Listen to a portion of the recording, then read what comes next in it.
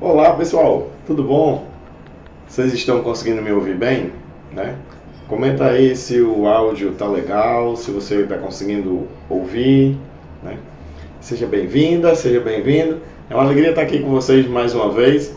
E como eu prometi, nós vamos conversar sobre um tema muito bacana, que é o seguinte: primeiro erro no gerenciamento de obras, né? E qual é o primeiro erro no gerenciamento de obras e o que é que nós podemos fazer para superar esse erro, né? O que é que nós podemos fazer para trabalhar em cima dessa realidade e trazer isso a nosso favor, para garantir custo, garantir o prazo, garantir a qualidade, resumindo, garantir os resultados que a gente tem que dar na nossa obra. Se você é dono de construtora, se você tem seu próprio negócio, você precisa ouvir isso para você e para passar para a sua equipe, né? Recomendo inclusive que você encaminhe depois esse link que vai estar disponível, né, para o pessoal da sua equipe, né? Se o pessoal da sua equipe não está nos vendo agora, entre em contato, manda o link, de repente ele aproveita e assiste agora. Se você trabalha com gerenciamento de obras, você está lá dentro do canteiro, você tem que pegar os projetos e fazer acontecer, transformar aquele espaço, transformar aquele terreno na obra. Então você precisa ver isso aí também. E eu já aproveito e digo o seguinte: encaminhe esse link para seus colegas de faculdade, para seus colegas de trabalho, seus parceiros de negócio, manda aí, porque se todo mundo entender que é esse primeiro erro e entender, né, uma forma boa, bacana, prática, simples, organizada, roteirizada de como trabalhar com isso, vai ser bom para você, vai ser bom para eles, vai ser bom para a parceria, vai ser bom para os seus clientes, né? Então vai ajudar todo mundo, tá legal? Então, não esquece, divulga isso aí, manda esse vídeo e vamos conversar sobre o primeiro grande erro que existe no gerenciamento de obras. E que era esse, Alex? Era o seguinte: está relacionado ao entendimento dos responsáveis pelo gerenciamento da obra, seja o diretor técnico, diretor de obras, gerente de sala técnica, gerente da obra, gerente de contrato, engenheiro de produção, os tecnólogos, técnico de edificações, toda a equipe. O primeiro erro está relacionado a não analisar bem os projetos. Não dá para tocar a obra sem analisar os projetos. Alex, mas analisa, eu abro os projetos, eu abro as pranchas, né?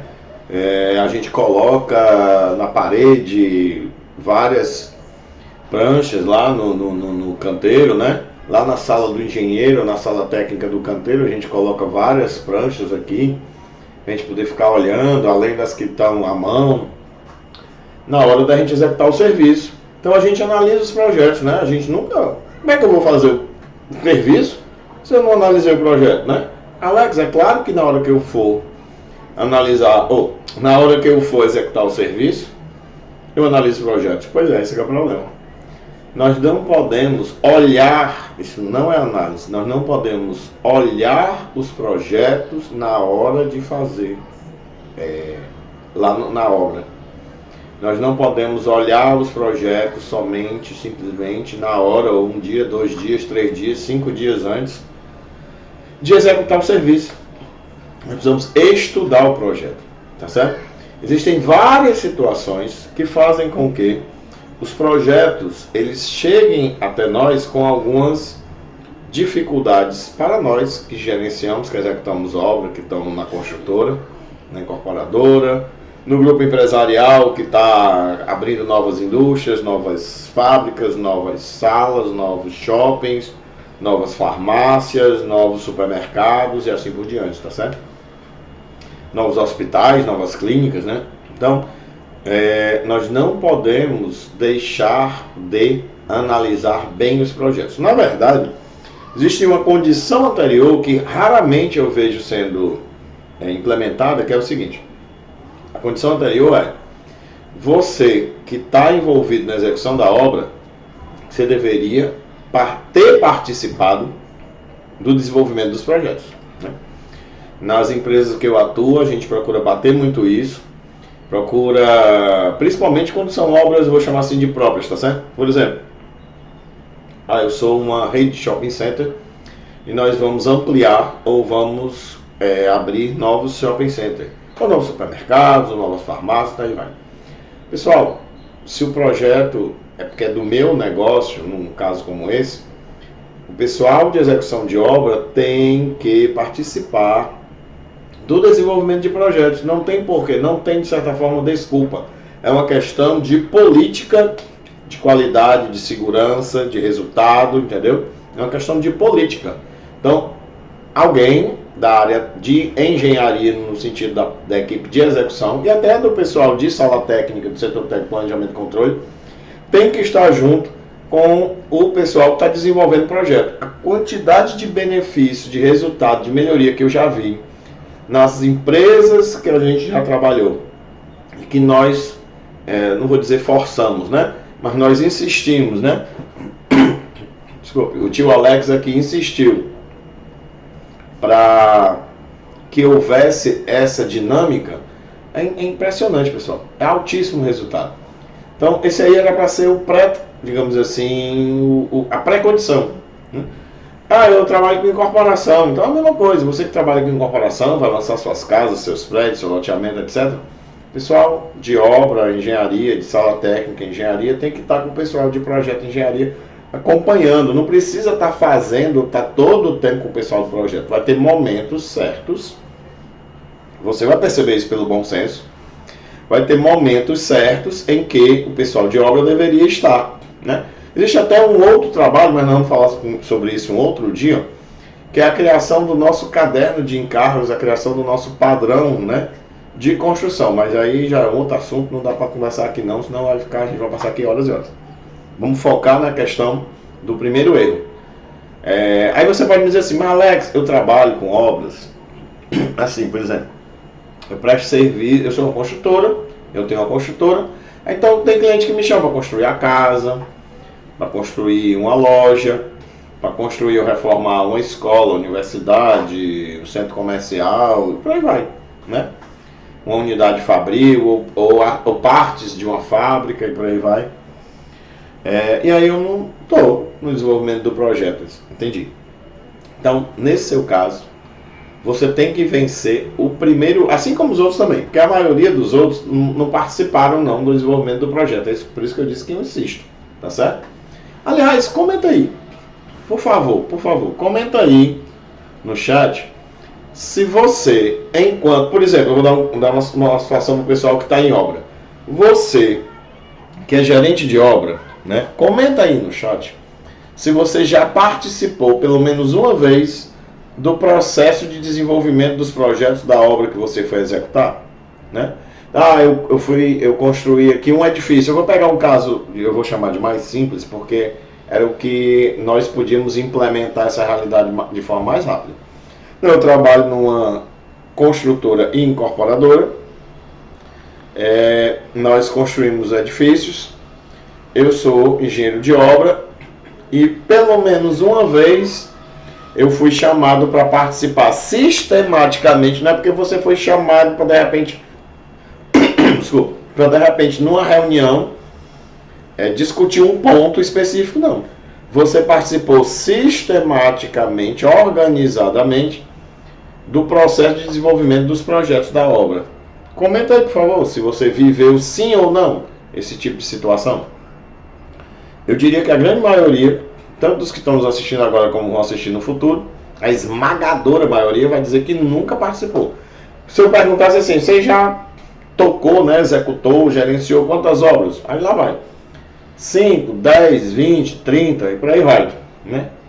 Dessas aí, quantas você participou do processo de desenvolvimento dos projetos de uma forma organizada e sistemática? Talvez quem fez 30 diga 1, quem fez 20, 0, e daí para baixo todo mundo 0. Entendeu? Não tem cabimento, pessoal, um negócio desse. Não tem cabimento. Tá? Então, também não adianta você querer dar murro em ponta de faca, né? A gente tem que trabalhar de acordo com a realidade. Esse levantamentozinho inicial que eu fiz com você foi para a gente se contextualizar da seguinte maneira. Eu sou engenheiro de obra. Por exemplo, eu vou pegar esse caso, tá? Eu sou engenheiro de obra, eu tenho que gerenciar a obra, eu tenho que fazer a obra acontecer. Beleza. Recebi, chegou os projetos. Beleza? Vamos fazer a obra. Aí, eu tenho uma notícia que não sei se é boa ou ruim, mas assim, você recebeu os projetos, eu vou dizer o que eu já disse para vários engenheiros de obra em empresas que eu atendo. Pega o fim de semana, pega os projetos tudinho e estude esses projetos.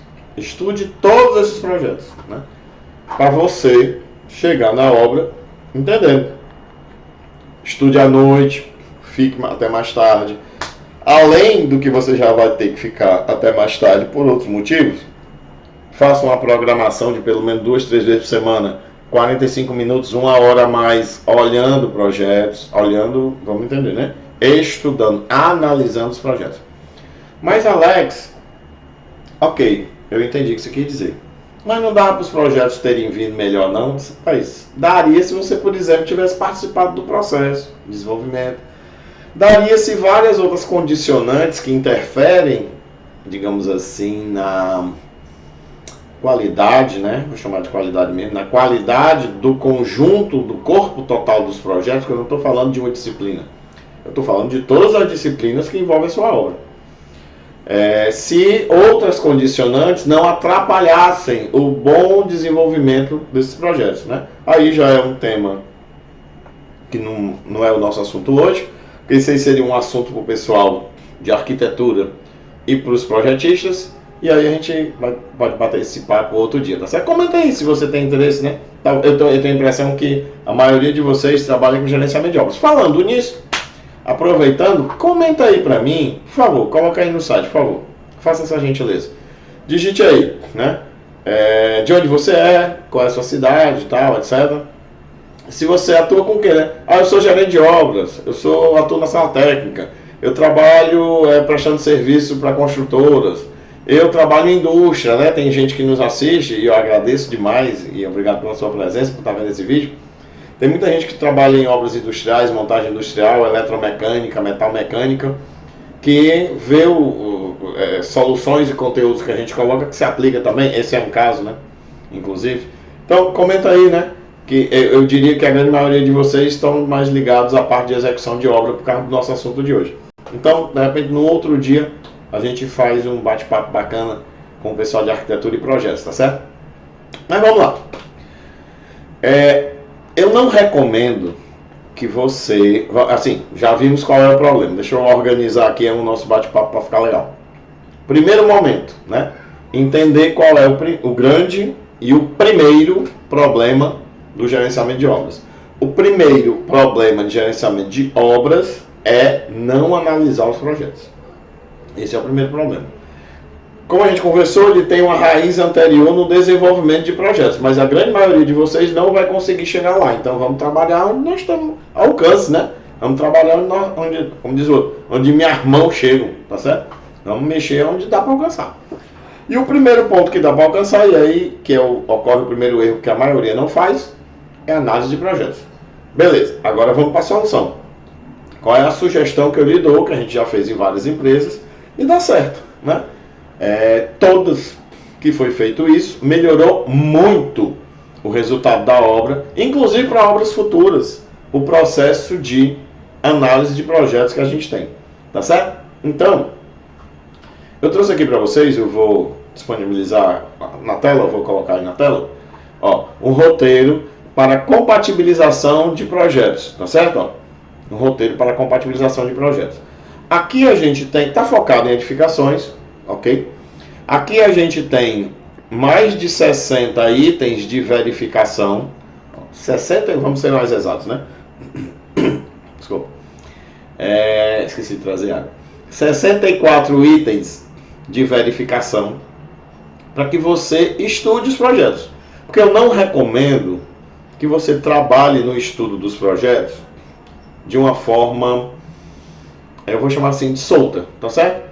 Não trabalhe de uma forma solta, sem um roteiro. Eu recomendo que você use um roteiro.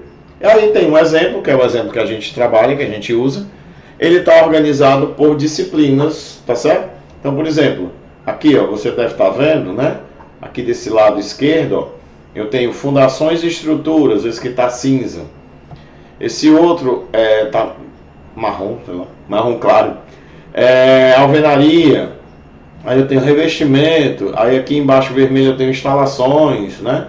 Aí eu tenho assuntos gerais e paisagismo, certo? Então eu separei em alguns blocos e nós temos 64 itens que eu coloco sempre quando a gente faz nosso serviço de planejamento e controle de obras, nosso serviço de gerenciamento de obras, porque assim, o trabalho que a gente faz, a gente inicia a partir do projeto. Se você me acompanha há algum tempo, já deve ter me ouvido dizer o seguinte, que todos os meus clientes, eu sempre digo a eles que eu vou trabalhar, por exemplo, ou a nossa equipe desenvolve o orçamento, ou desenvolve o planejamento para eles, é um caso, ou a gente dá uma assessoria, uma mentoria empresarial, digamos assim, né, uma mentoria para a empresa, no planejamento, controle e orçamento da obra, né? Gerenciamento de prazo, gerenciamento de custo, vamos dizer assim.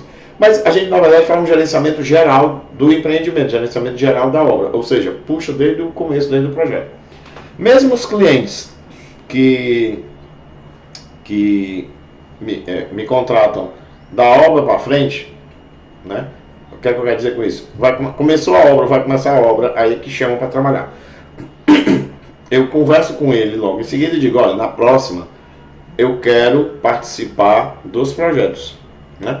Então, essa análise e gestão do projeto eu vou chamar assim, pra você entender, é quase como se fosse um bônus para as empresas que nos chamam para essa mentoria, essa assessoria empresarial, tá certo? Né? A gente chama de empresarial pelo seguinte, a gente analisa a obra com a equipe da empresa, os projetistas da empresa, etc., dependendo do momento da fase, né? Só para você entender. E assim é uma mentoria focada, uma assessoria focada só para a realidade daquela empresa. Em algumas empresas que estavam com dificuldade de fluxo de caixa para a execução da obra, a gente dá um upgrade e aí vira como uma assessoria realmente empresarial no sentido de analisar as condições de fluxo de caixa da empresa, estoque, vendas, etc., né, faturamento, e fazer um planejamento de produção que se adeque e muitas vezes ajude no fluxo de caixa da empresa, né? Então, só para você entender que aonde é que aparece e aí eu explico, ou a nossa equipe faz, é uma possibilidade, ou a grande maioria das vezes, e é o que a gente mais recomenda, o próprio pessoal da empresa faz. O próprio pessoal da empresa desenvolve aí a sequência desse roteiro, e a partir desse roteiro a gente ainda contribui e coloca algumas coisas que de repente são específicas para aquela obra, tá certo? Então deixa eu dar um zoom aqui para você entender. Ó, nosso roteiro, como você já viu, está organizado, e aí é o que eu recomendo que você faça. Eu não estou dizendo que você siga esse roteiro, não. Eu estou dizendo que você sistematize o seu processo de análise dos projetos. O nosso foi a maneira como a gente encontrou mais prática, mas de repente para você encontra outra. Nós preferimos organizar por disciplinas, tá certo? Né? Deixa eu diminuir aqui um pouquinho o zoom. A gente preferiu organizar aqui, opa, exagerei, né? Por disciplinas. Aí, quais são os pontos de checagem e aqui as observações em função desse ponto de checagem. Por exemplo, não se aplica no projeto ou não consta esse problema, né? Não consta essa situação. Só melhorar aqui para nós. Não consta essa situação. E nós analisamos eventualmente a prancha número tal do projeto tal, a prancha número tal do projeto tal. Já vou te mostrar um exemplo. Eu enxuguei um relatório real e vou mostrar para vocês também um exemplo do relatório final a partir do roteiro de compatibilização, tá certo? Então vamos aqui dar uma olhadinha, eu vou aumentar aqui de novo, para você poder ler melhor. Quais são os tópicos que a gente tem? Não vou ler todos, né? Lógico, não tem cabimento, né? Mas só para você ter alguma ideia, eu vou passar alguns, até alguns que podem parecer estranhos, né? Mas vamos lá, né? Seguinte, por exemplo, aqui nesse primeiro item 1, tá? Eu estou aqui no item 1, você tem assim, ó, verificar se a contenção, lembra, é uma edificação. Se não for edificação, não se aplica, vai para fora. Se o seu projeto não é edificação, é um edifício com escavações e contenção de terreno, né, de contenção de terra, então não se aplica, vai para o próximo. Mas como vários de vocês devem trabalhar com esse tipo de obra, deixa eu fazer aqui, pegar esse primeiro como exemplo mesmo. Verificar se a contenção está alocada de 10 a 30 centímetros fora do limite do subsolo. Então vamos entender. Como é que normalmente o pessoal faz projeto, às vezes até por limitação de terreno, mas a gente pega isso mesmo sem ter limitação de terreno. Não, eu tenho um edifício e eu tenho subsolos. Aí eu vou ter que fazer esse movimento de terra, então eu tenho que conter o solo, né? E olha, como é que normalmente toda construtora conversa com o pessoal encarregado do projeto de contenção? Entrega o projeto de arquitetura, aí o projeto de arquitetura tem um limite de subsolo, e aí, naturalmente, o pessoal de contenção pega e faz o projeto de contenção ao redor, né, desse limite, né, desse perímetro do subsolo. O que é que a gente já recomenda? Aí está como verificação, para se Deus quiser você recebe assim, se não, para o próximo. É por isso que eu digo que esse trabalho de análise ajuda até nas próximas obras. Para a próxima obra da sua empresa, de repente você pondera seguir essa dica. Peça para contenção, obviamente dentro dos limites do espaço do próprio terreno, mas que ela se afaste de 10 a 30 centímetros fora do limite do subsolo. Alex, vai aumentar o volume de escavação? Claro. Lógico, estamos afastando. Mas assim, isso é muito bom, muito útil. Por quê? Porque, inclusive, quanto mais subsolos você tem, mais importante. Tem 3, tem 4, tem 5, mais importante. Por quê? Porque na hora que eu estou executando na vida real a contenção, existem desaprumos, né? Existem escapadas, existem várias situações. Quando eu aloquei a contenção uns 10, 30 centímetros mais longe, isso me ajuda que uma irregularidade na parede de contenção, seja ela qual for a tecnologia, uma irregularidade dela não compromete os espaços úteis do subsolo, tá certo? E por que eu estou dizendo isso? Porque quem trabalha com incorporação, aproveite e comente aí se já aconteceu com você, vez por outra está arrancando os cabelos porque poucos centímetros perdidos, 20, 30 centímetros perdidos no subsolo, está comprometendo as vagas de garagem, que já estava difícil de alocar na prática. E às vezes fica difícil de alocar na prática exatamente por problemas de contenção, que aí os encaixes não dão certo. Você provavelmente sabe que em alguns municípios existe um rigor razoável com relação à medição das vagas de garagem e tal, e isso vai eventualmente criar problemas. E aí quem não viveu essa dificuldade talvez esteja pensando assim: vaga de garagem, isso é problema. De meu amigo, se você já viveu, comente aí, para quem não viveu, o tamanho da dor de cabeça que você já teve com o órgão público ou com o cliente por causa de vaga de garagem, certo? Então esse aí é um exemplo de um item a verificar. Outro item para verificar que a maioria das pessoas esquece é o seguinte: verifique se tem blocos ou sapatos sobrepostos. Que é isso, Alex? É assim, ó. Se de repente no projeto eu não estou com um bloco entrando no outro. Não, eu não acredito não. Pode acontecer. Pode acontecer de você ter um bloco dentro do outro, até por um erro de cota de locação aqui, ou até mesmo do projeto mesmo passou, né? E não foi visto numa revisão pelo calculista, pelo projetista. Existe também um problema de bloco ou sapatos estarem, que eu nem coloquei aí, mas está dentro dessa lógica, se projetando para fora do limite do terreno. Eu já peguei a obra em que a solução que estava dada, porque assim, veja bem, você está vendo a prancha lá, né, das formas dos blocos, sapato, né, você tem lá a alocação do bloco sapato. Quando a gente projetou realmente o perímetro do térreo, a arquitetura definitiva e tal, tinha bloco que estava avançando 30, 50 centímetros para a calçada, do lado de fora do terreno. Nossa senhora, pense numa confusão, teve que reestudar isso aí e mexer, né? Não dá para fazer o bloco dentro da calçada, né? Fechar a calçada e executar lá. A não ser que você consiga um tipo de permissão dessa, né? Lógico. Ok. Que é isso aqui de baixo, ó. Verificar se existem blocos ou sapatas fora do limite de contenção, fora do limite do terreno, né? Foi esse caso que eu comentei, que na hora que eu falei o anterior, eu já me lembrei logo dele, porque foi doloroso. E aí você percebe que tem várias outras coisas. Ah, sim, deixa eu comentar, porque obviamente eu não vou passar de uma por uma, porque não faz sentido, né? Eu acho tomar esse tempo todo de vocês. Mas tem algumas que são violentas, sabe? E realmente o pessoal às vezes deixa passar. Por exemplo, verificar se as dimensões e posicionamento da caixa d'água, aí eu estou falando da estrutura, né? Está de acordo com a arquitetura. Às vezes, eu tenho problemas porque as caixas d'água não batem. Por exemplo, o calculista pegou uma caixa d'água de uma versão da arquitetura anterior e aí houve uma mudança, entendeu? Ou mesmo eles confundiu, né? E por aí vai. Mas o importante é, cheque se, né, a tipologia, vou chamar assim, né? A volumetria e a posição da sua caixa d'água da estrutura está batendo com a caixa d'água da arquitetura. E aí você vê que a gente tem vários, eu não vou passar de um por um, como eu comentei, eu queria só chamar a atenção de alguns.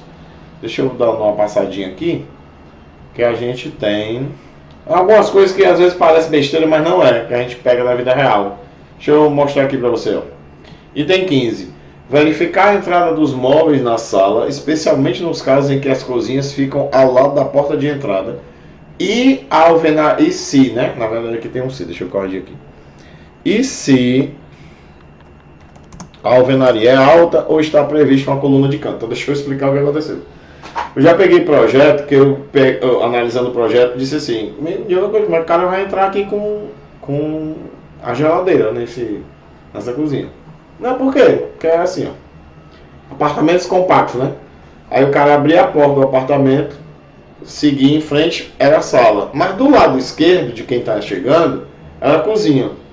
E aí ela realmente era toda em alvenaria fechada, né? Alvenaria alta, entendeu? É uma parede alta, uma parede que ia até o teto. E com a porta da cozinha. Eu digo, meu amigo, como é que gira isso aqui? Dá para os espaços compactos, né? Se eu comprar uma geladeira ou uma máquina de lavar de tamanho tal, como é que entra?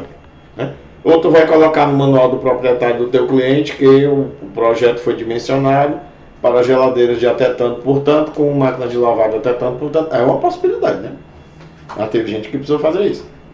Mas, de repente, você pode dar outra solução. Né?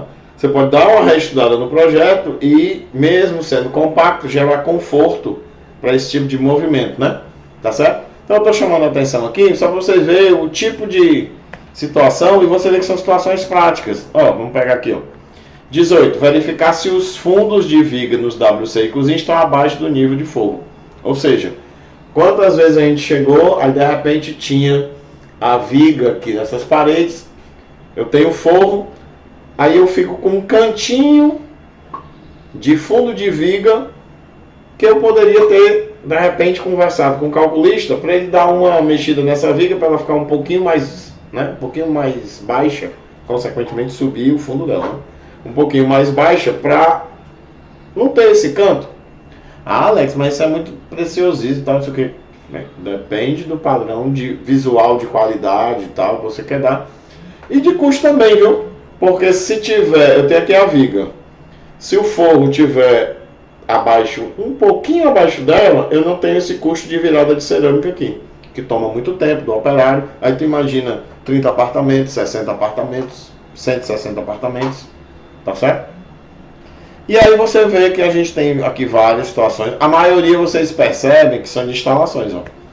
São ligadas a instalações. Deixa eu colocar aqui uns exemplos às vezes ridículos. Número 25. Verificar erro de indicação de bitola de tubo de queda e suas derivações no pavimento. De repente eu estou com um tubo de queda que é 100, mas pode acontecer que na indicação do tubo esteja dizendo que ele é 50, 75. 50 eu nunca vi, mas 75 é. Então tome cuidado, porque de repente quem for quantificar para fazer compra, sai pegando ali, olhando pela bitola que está indicada, compra o material errado. Ou pior ainda, quem for executar, né? O operário que for executar é que ele bota a bitola errada, tá certo? Então esse é o tipo de situação que acontece. Vocês verem aqui que tem várias situações, né? Ó, 32. Evitar choques e rebaixamento de forro, verificando sobreposição de tubulações entre do sanitário, elétrico, telefônico, lógico, CFTV, ar-condicionado, drenagem de repente, né? Ar-condicionado, incêndio, água mineral, etc. Especialmente nas gases, né? Pessoal que trabalha aí com hospitalar, gases, e industrial também. Especialmente nas áreas comuns, né? A área comum, a área tende a ter uma concentração aérea complicada e às vezes os projetos em si têm uns pé direito muito curto, né? Ok, deixa eu ver se tem mais alguma coisa aqui que eu queria chamar a atenção.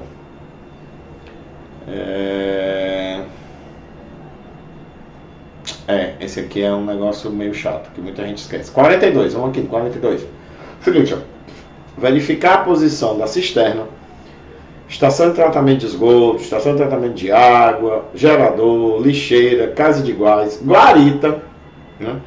Comparando arquitetura, instalações e estrutura. Deixa eu acrescentar aqui o comparando, porque como aqui normalmente o nosso pessoal, ou seja o nosso pessoal da Plena, seja do cliente, a gente já explicou tudo e não precisa detalhar tanto no texto, né? Comparando. Mas para você, eu acho que é melhor, você que está vendo agora, e é só um bate-papo, deixar bem claro. Arquitetura, instalação e estrutura. Por que, Alex? Porque é danado de eu ter, eu vou dar um exemplo bem besta, ter uma casa de gás na arquitetura, mas no projeto de instalações ela está deslocada. Já aconteceu o caso, ela está muito deslocada. Por quê? Porque o pessoal de instalações usou, aí para vocês entenderem de onde vem esse problema, né? Porque o pessoal de instalações estava com uma versão de arquitetura que, na época, a casa de gás estava estudada para uma solução nessa área comum, ela estava numa posição. E acabou sendo batido o martelo por alguns motivos, ela veio para uma outra posição. É realmente bastante diferente. E passou pelo projeto de instalações, né, na parte do gás, e não foi atualizado. Que aí já entra na questão do gerenciamento e coordenação dos projetos, que aí é outra questão. A gente pode pegar um outro dia para ter um bate-papo também com relação a isso, né? Mas veja, o que importa, no fim, cara, minha querida engenheira, meu querido engenheiro, meu querido e minha querida técnico de edificações, técnico de construção civil, o que importa, no fim das contas, é que você tem que executar essa obra, entendeu? Então, você precisa analisar os projetos e achar as broncas e disparar os pedidos de solução. Porque se você responda, comente aí, quem já viveu ou já ouviu isso que eu vou dizer agora. Comente aí, sim ou não, se você já viveu ou ouviu o que eu vou dizer agora. Você chega um determinado dia e alguém olha para ti e diz assim, isso aqui está errado. Isso não é aqui. Isso não é desse tamanho. Não é esse o material aqui. Não é essa bitola. Não é assim. A gente não está de acordo com esse projeto. Não. O projeto está errado. Tu não viu que o projeto estava errado, não?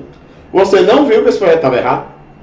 Você não viu que ele não bate com aquele outro desenho, com aquele outro detalhamento, com a especificação? Não viu que ele não bate com o projeto da outra disciplina? Vai sobrar para ti. Então, minha querida, meu querido, você é que tem que resolver a bronca. Alex, mas eu sou o gerente de obra. Pois é, sobra tudo para ti. Ou você não percebeu ainda que cai tudo no colo do gerente de obra. Você notou? Que quem está responsável pelo gerenciamento da obra, não importa se veio errado, foi você que gerou o erro, ou se foi outro lugar, se foi, lá, houve um erro na sala técnica de quantificação, houve um erro nos suprimentos no pedido de compra, houve um erro no projeto de detalhamento. O problema é teu, minha querida, meu querido. Então você tem que analisar isso para resolver, entendeu? É por isso que eu sugiro que tenha um roteiro, um padrão para fazer isso, né? Vamos dar uma pulada aqui mais embaixo, vou dar um pulo aleatório. Eita, essa daqui é danada. Danada para acontecer. Item 50. Verificar a locação dos pilares da estrutura e arquitetura em todos os pavimentos, né? A possibilidade de no teu projeto de arquitetura tu ter um pilar de um tamanho e na estrutura ter outro é razoável. Eu recomendo que você avalie isso, né? Se a sua empresa tem um bom gerenciamento e coordenação de projetos, a chance disso acontecer é muito, mas é muito pequena. Muito, muito pequena. Mas, como eu não sei a sua realidade, e eu acho que você não deve se confiar nos outros, você tem que fazer a sua verificação, né? Confiar é bom, conferir é melhor, já dizia um ex-professor meu e eu nunca esqueci disso. Então, como confiar é bom, mas conferir é melhor, confira, né? Porque isso pode gerar problemas seríssimos dentro dos seus banheiros, dentro das suas salas, dentro dos quartos, dentro dos ambientes do hospital, né? E assim por diante. Tá joia? Vamos ver aqui mais alguma coisa que eu acho que vale a pena a gente destacar. Tá aqui, negócio pessoal de incorporação. É um negócio bacana? Isso é importante. Tá? Fica como dica para você incluir no roteiro que você for fazer de todo jeito, se você é de corporação. Verificar se os ambientes indicados no folder comercial ou no site. É porque hoje em dia, né? É pra você ver há quanto tempo eu trabalho com esse material, né? No folder comercial ou site do pilotis e lazer estão de acordo com a arquitetura, né? Aí eu nem exagero por pavimento, tipo, não, mas assim, não exagero assim, eu não escrevo, mas eu até sugiro olhar. Mas vamos lá. Que foi que eu já peguei na vida real para vocês terem uma ideia. Um cliente meu, ele me contratou, na época que ele me contratou, ele tinha 13 obras. Cada obra dele em andamento. 13 obras em andamento. A menor obra dele tinha 2 torres, né? Então assim, o condomínio, o menor tem 2 torres, tinha condomínio com 4 torres. Beleza.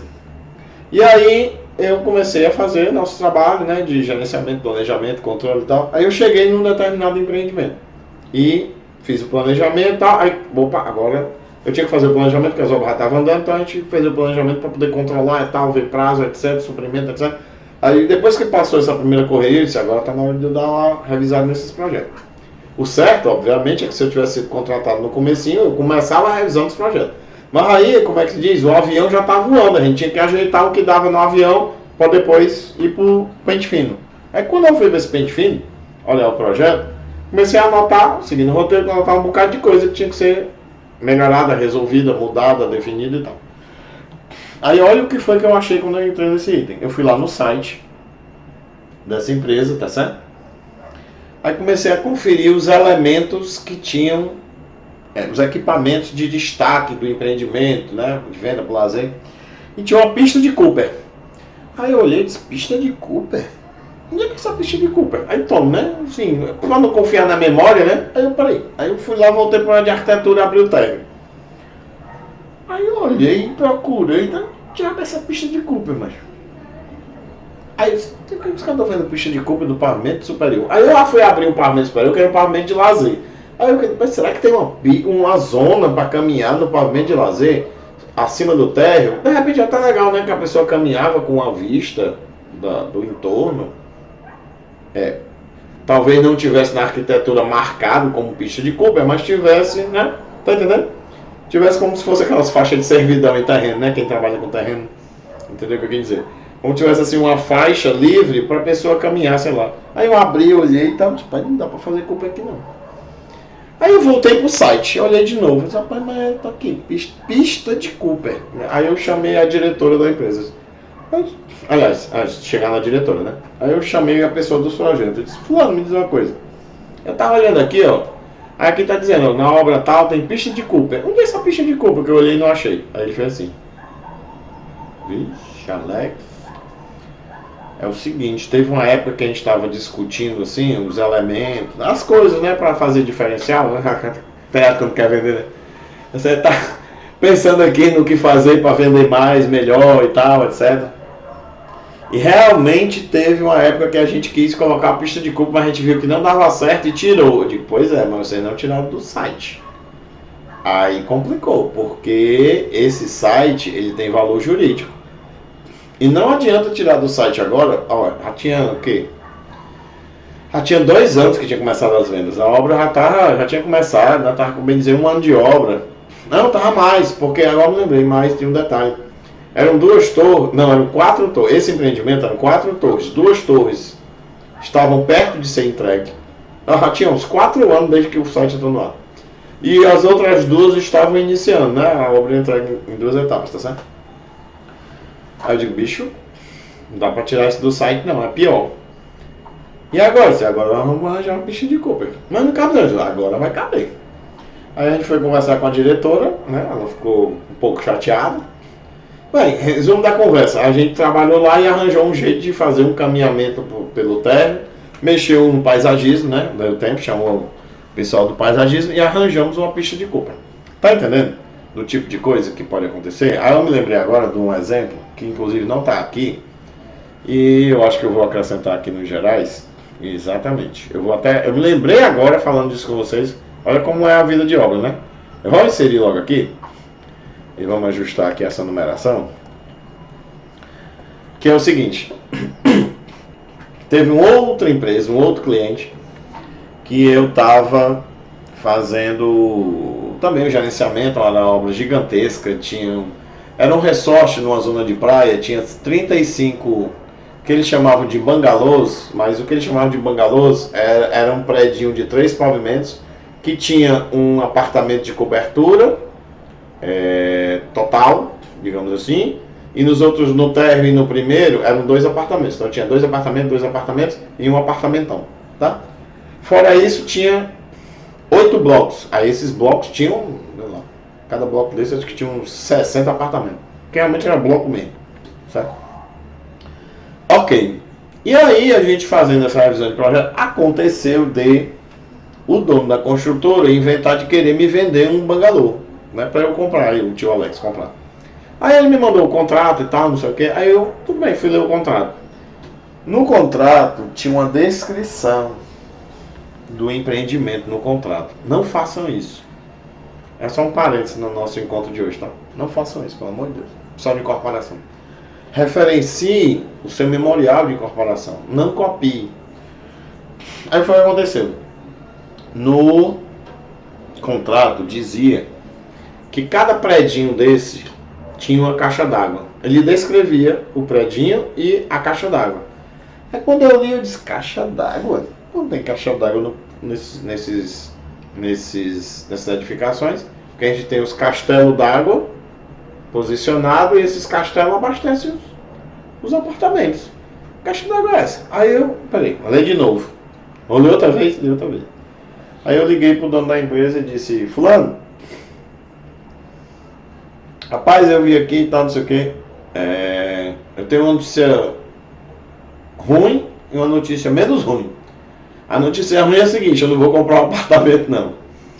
Agora, menos ruim é que eu descobri que o teu contrato tá errado. O que? Meu contrato tá errado? Ué, tá errado. Tem um erro seríssimo no seu contrato. Mas não pode, Alex, e tal, não sei o que. Nosso advogado e não sei o que mais. Macho velho, deixa eu te dizer, porque você sabe que eu sou de Fortaleza, Ceará, né? Macho velho, deixa eu dizer o seguinte, vai na cláusula tal, lá está descrevendo o bangalô e diz que tem caixa d'água. Mande alterar esse contrato agora. Os contratos do que tu já vendeu, já foi, mas manda alterar agora, para a partir de agora, os que saírem, não tem mais isso. Porque tu sabe que estando no contrato é motivo para a gente fazer briga e tentar tirar dinheiro de ti. Então, vamos minimizar o problema. Quem já recebeu, fica quieto. E os próximos que vão ser vendidos, corrija para não ter esse erro. Tá entendendo? Então vamos lá. Verificar se na documentação de venda, me permita fazer ao vivo aqui com vocês agora, tá certo? Contrato, anexos, imagens, croquis, etc. Está de acordo com o projeto de arquitetura. Eu vou chamar de executivo. Executivo. Certo? Na verdade, a sugestão é não se amarre demais na documentação de venda. Porque você não tem memorial descritivo, né? Ou se não é memorial descritivo, você não tem memorial de incorporação, né? Você não tem os projetos. Referencie os projetos, né? Minha sugestão é, coloque o mínimo de imagem, croquis, anexo e detalhar, e descrições no contrato. O contrato vai regular você e o seu cliente no aspecto, digamos assim, jurídico, digamos, né, comercial, mas deixa a parte técnica dentro dos documentos de parte técnica. Minha sugestão, tá bom? Então eu lembrei disso agora, porque eu estava explicando o outro lado do folder, né? Aí me veio essa obra que a gente participou por vários motivos, né? Desafios, assim, broncas que a gente pega, tem vários motivos. Menino, acabei de ver aqui no olho, rapidinho, um erro de digitação. Só corrigir aqui ao vivo pra mim com vocês. Bem, aí que a gente tem algumas coisas de paisagismo, eu não vou entrar muito nesses detalhes, não. Deixa eu ver aqui uma coisa que... essa daqui que eu estava atrás. A 60 estava a primeira, e eu vim de baixo para cima. Número 62. Pessoal, pelo amor de Deus, você que é engenheiro de obra, você que é gerente de obra, você que é gerente de sala técnica também, se você visita a obra, que eu recomendo a todo gerente e engenheiros e engenheiras de sala técnica visitarem obra, pelo amor de Deus, se for edifício, né, residenciais, condomínios residenciais, pelo amor de Deus, compare, que ninguém faz isso, impressionante, compare o paisagismo com as instalações elétricas, hidrossanitária e de incêndio. Por quê? Eventualmente gás. Por quê? Para verificar algo que está no 62. Se o posicionamento de brinquedos de maior porte, escorregador, balanço, casa de árvore, não sei o quê, não estão próximos a elementos como caixas, a caixa de passagem, sei lá, de esgoto, caixa de passagem elétrica, blocos, né? Um bloco, aí não é nem que seja bloco da estrutura, mas, por exemplo, é porque aqui é um acesso para o motor, aí criou-se o que eu estou chamando de bloco, é um elemento saliente, tá certo? Sobrando do terreno. Cisterna semi-enterrada, etc. Por quê? Porque isso pode causar um acidente grave, né? Imagina a criança se balançando, sai do balanço, cai, bate com a cabeça numa caixa dessa, pelo amor de Deus, tá entendendo? Deus nos livre, ok? Então foi por isso que eu quis chamar a atenção só desse, aí os outros depois, né? Você vê aqui, são coisas mais simples, mas esse eu queria chamar a atenção. Então, pessoal, qual é o primeiro grande erro do gerenciamento de obras? Não analisar projetos. E quando eu digo analisar projeto, não é, não, a gente olha o projeto na hora ou antes de fazer. Digo, claro, né? Não, como é que tu vai fazer se não é um projeto, sabe nem o que é para fazer. Mas eu estou falando de analisar, estudar, pegue problema. Eu trouxe aqui para vocês um exemplo de roteiro, que é o que a gente usa, e você vê como ele é dinâmico, né? Eu me lembrei de um outro que já tem 6 anos que aconteceu, e eu me lembrei disso, opa, acrescenta esse item. Então a gente vai acrescentando com a experiência, você vai acrescentando com a sua experiência, vai criando com a sua experiência, tá certo? Nessa coluna do lado a gente vai colocando as observações e o que é que tem que ser tratado. Aí você monta uma planilha de acompanhamento, inclusive, tá? Essa planilha de acompanhamento gera um plano de ação. Eu vou abrir aqui para vocês verem um exemplo real, tá certo? Essa planilha de acompanhamento gera um plano de ação do... Eita, só um instantinho. Essa planilha de acompanhamento gera um plano de ação para você encaminhar para projetista, pessoal, etc e tal. Subindo não? Só um instante. Pronto. Vocês estão vendo agora, né? Então aí você tem, ó, plano de ação para combate... Aqui é um exemplo real, tá certo? Ó, o local... Aqui, eu vou pegar esse exemplo aqui. Deixa eu aumentar também aqui. Estou nesse aqui, ó. Eu estou nesse aqui, ó. Então, arquitetura, né? 58, pavimento tipo, do 1 ao 16. Esse é o problema que a gente tem. Aqui é o número do projeto.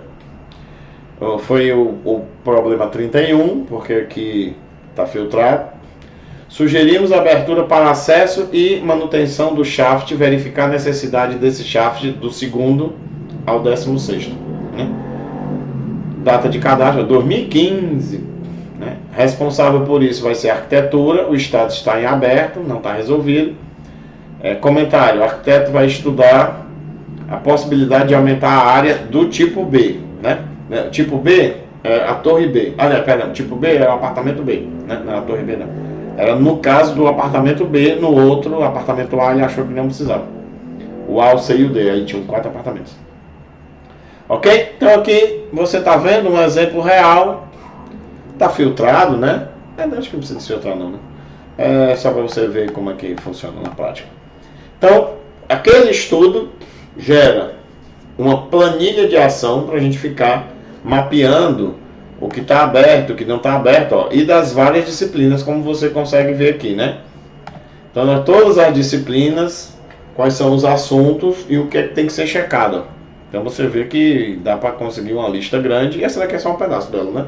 A lista realmente final é muito maior, até porque vai crescendo ao longo da obra também, porque você que está em obra sabe que a gente acaba descobrindo coisas. Por mais que a gente estude antes, pintam coisas ao longo da obra. Uma outra coisa que eu quero te mostrar, deixa eu subir aqui para ti, que eu acho que vai ficar bacana, é como é que a gente trabalha no nosso relatório de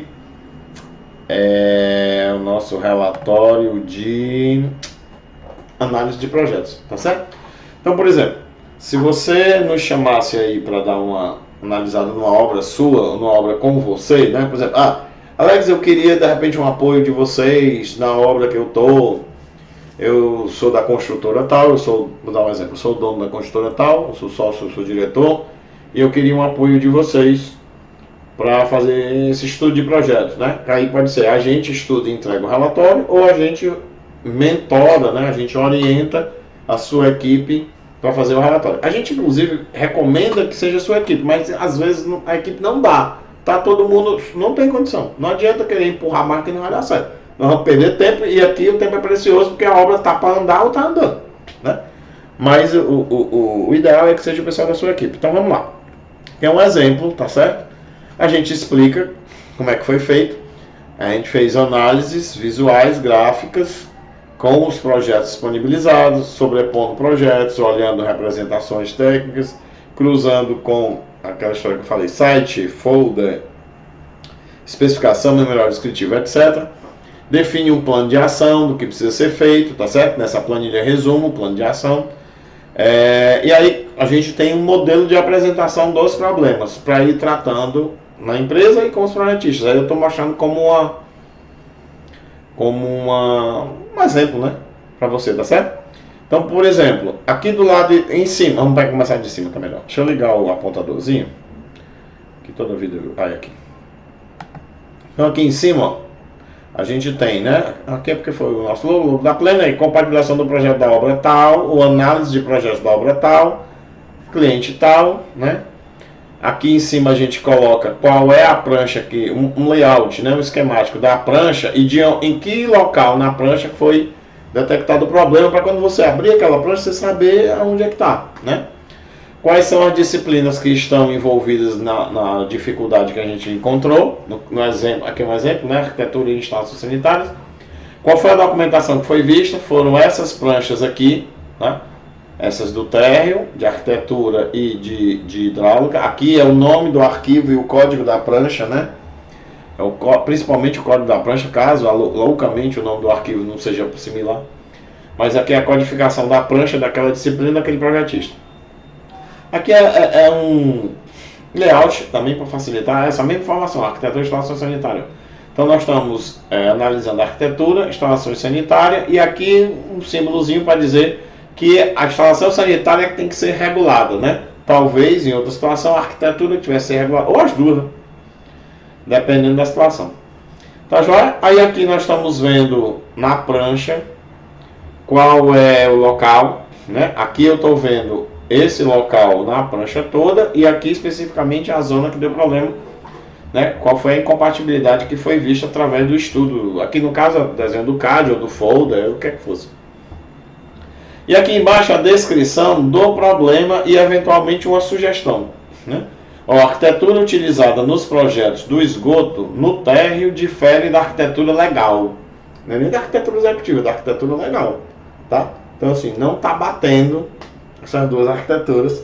E era a arquitetura que estava no momento ainda passando por os básicos, ou seja, já tinha um estudo básico do esgoto e não estava batendo com a arquitetura que estava lá, disponível. Então, vamos aqui, vamos ver um outro exemplo. Cisterna não está prevista na arquitetura e na estrutura. Então, vamos lá. Está aqui o esquemático, né, que é do subsolo. Aqui está dizendo que foi analisada a prancha 2 subsolo do hidro. Também, né, a subsolo de arquitetura e o subsolo do hidro.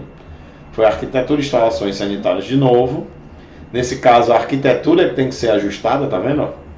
Aqui é o que está no projeto hidro. A gente tem aqui essas duas cisternas com as bombas aqui no meio. Não existe esse espaço no subsolo. Ou seja, a contenção do subsolo, inclusive, está passando por aqui, ó. Não está contemplando a cisterna. Tá certo? Já a gente vai ver isso apontado na outra página. Bom, aqui está vendo outro exemplo. Ó, aqui também no térreo. Ó, tá vendo aquilo que eu tinha falado antes? Localização da casa de gás e da lixeira nas instalações diferem da arquitetura. Tá vendo como acontece? Você que não estava acreditando em mim quando eu falei isso lá atrás, né? Agora está acreditando, né? Outra coisa que talvez você não tenha acreditado. Indicação da tubulação. Corrigir de 50 milímetros para 75 milímetros. Está errada a indicação da tubulação aqui. vai dar bronca, né? Vai dar problema. O que a gente tem aqui? Arquitetura deve... cadê o apontando? A arquitetura deve revisar as dimensões de pilares e vigas da estrutura. O que está na arquitetura não está batendo com a estrutura. É óbvio que vai valer da estrutura, né? Porque quando tu executar, tu executa a estrutura e o resto vem depois. Então a gente precisa regular a arquitetura, ó, e a gente compara. Ó, aqui tá errado, ó, me perdoe. Inclusive, ixi, rapaz, o negócio tá errado no relatório de 85, ó. Não era para estar aqui, né? Era para estar aqui, ó. Estrutura, fundação, contenção. Muito bem. Olha aí, compatibilidade do relatório. Mas vamos lá. Eu trouxe esse aqui também, para você ver esse exemplo. Ó. A gente comparou arquitetura, estrutura, instalações elétricas, instalações de gás e combate a incêndio, né? E foi o que a gente viu. Eu tenho aqui uma visão simples 3D para poder ajudar, onde a gente tem a piscina adulta, a piscina infantil, a laje do térreo, né? Aqui eu tenho a laje de um subsolo e lá embaixo o fundo dele. Aí eu vou ter o fundo da cisterna, e aí a gente trouxe para cá para mostrar o fundo da cisterna, piscina adulto, né? Como se fosse um corte que está passando bem ali, né? Esse corte aqui não está marrom, está passando bem aqui.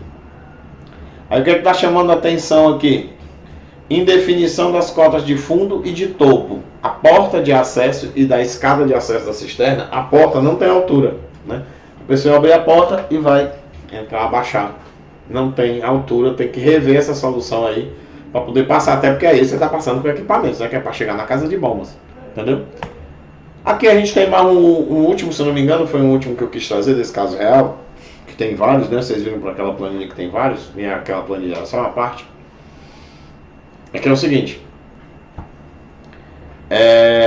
definir a contenção e a vedação na região da estação de tratamento de esgoto. Assim como não tinha contenção para a cisterna, porque ela não estava prevista na arquitetura, e aí foi isso que foi lá para o projeto de fundações de contenção, também não tinha previsto a estação de tratamento de esgoto. Então assim, ó, se eu for abrir aqui a prancha, né, o carimbo da prancha vai estar aqui, então eu abro a prancha assim, lá atrás, no subsolo, eu tenho um problema. Qual é o problema? Não existe previsão de contenção. Aqui não sei se dá para perceber, mas aqui é o desenho da contenção. A contenção ela está passando por aqui, ó, certo? E eu tenho que fazer essa cisterna aqui. Como é que eu vou cavar? Daqui para cá é o muro, para cá é a calçada, entendeu? Eu tenho que fazer a contenção aqui no limite do terreno, que inclusive vai me comprometer as dimensões da ETE. Lembra daquela história dos 10, 30 centímetros de espaço para contenção? Para esse lado não vai dar, porque a contenção está no limite do terreno. Significa que isso vai me comprometer algum espaço da ETE, e eu tenho até que ver se esse comprometimento não atrapalha o dimensionamento para atender o volume que a ETE foi calculada, entendeu? Então existe esse tipo de detalhe. Tá certo? Vou tirar aqui. Bem, então a ideia é essa. Vamos ter que arregaçar as mangas e vamos trabalhar mesmo. Vamos ter que analisar mesmo os projetos, não tem jeito. Agora, siga um roteiro, monte o seu. Siga aí, se você quiser esse roteiro. A gente está deixando aqui na descrição do vídeo. Vai ter um link para você entrar num grupo nosso de WhatsApp. Esse grupo de WhatsApp, a gente bolou a seguinte ideia. Nós vamos colocar os conteúdos, né, dessa live e desse encontro e dos próximos encontros para você. À medida que a gente for tendo agora, sei lá, vamos ter um outro encontro para discutir medição de obra. Aí de repente traz uma planilha de medição, uma planilha para cálculo de avanço, né, de se bateu ou não bateu as metas. Aí a gente vai disponibilizar lá e vamos colocando lá nesse link do WhatsApp para você poder acessar, tá certo? Porque aí condensa, fica muito melhor, porque de vez em quando tem gente, professor, tio Alex, manda o material daquela aula tal, tio Alex, manda o material daquele vídeo tal. Eu digo, menino, eu fico, coisa de ano para trás, 2 anos atrás, e eu fico um tempão procurando, mesmo estando razoavelmente bem organizado, né? Mas aí, que aula é essa? Eu vou lá olhar a aula, às vezes faz tanto tempo que nem eu lembro que aula foi essa aí. Então, entra nesse grupo de WhatsApp que é o bicho, é a melhor forma para você poder receber esse material.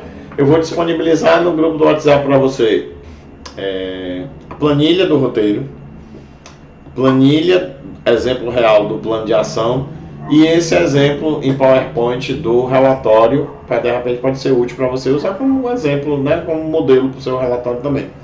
Tá joia?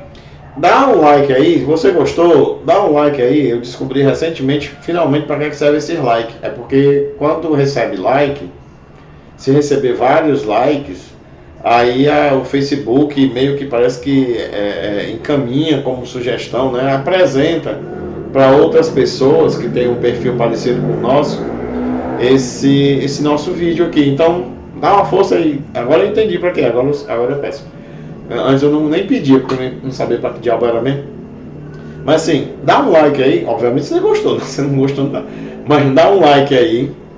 Outra coisa, vai lá no nosso Instagram, @prof.alexamarante, tá certo?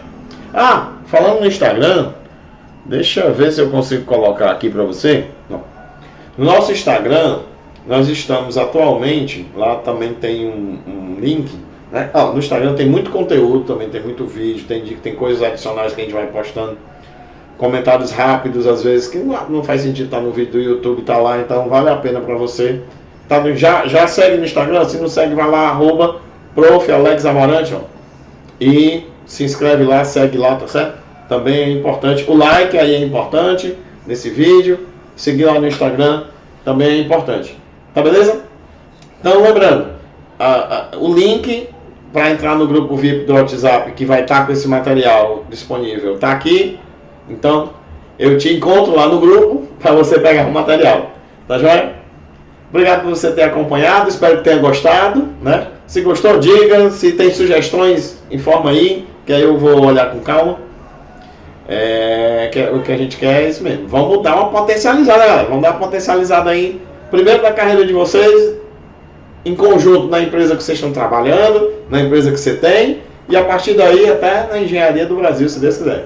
Valeu, viu? Grande abraço para vocês de coração, se cuida, saúde, até a próxima.